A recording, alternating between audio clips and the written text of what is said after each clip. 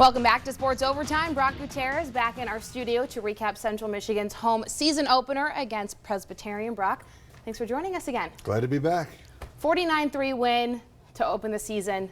What did you see from Central Michigan against Presbyterian that's making you optimistic about the new year? Well, I never want to get too excited after playing, nothing against Presbyterian, but when you play a smaller school, they did kind of what they needed to do in this game. So I was a little bit concerned in the first half as they came out and they had a big play early, and I think that kind of gave them a little bit of a big head there early in the game. I think they thought they were going to roll to a very easy victory.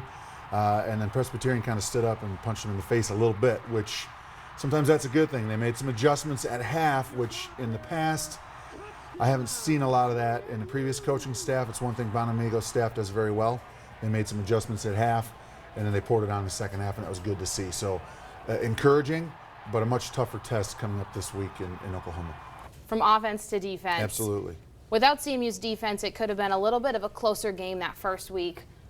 Was there something in particular that you saw from this line, from these guys that first week? Yep. I mean, they've only known each other, so this is their first Central opponent. Michigan last year under Bonamigo had a great defense. They really did a nice job, and I saw that in the pursuit, in the way they pursued the football. Alex Briones, first-time starter in this game against Presbyterian, had a great game, number 30 linebacker position. And then having Joe Osman back, you know, Presbyterian did have a nice offensive running game a year ago, and they were able to shut that down. Their tailback was all-conference, first-team all-conference, and I don't even think he had 20 yards in the game. So they did a very nice job pursuing the football, controlling the line of scrimmage, and really gang tackling. As you can see, if you saw the game, you'd see that there's a lot of guys in the football, and that's what you need if you want to stop the opposing offenses. Oklahoma State this weekend, they hit their road. If the Chippewas defense can do it, they did. They held the Blue Hose to 126 offensive yards and 6 first downs.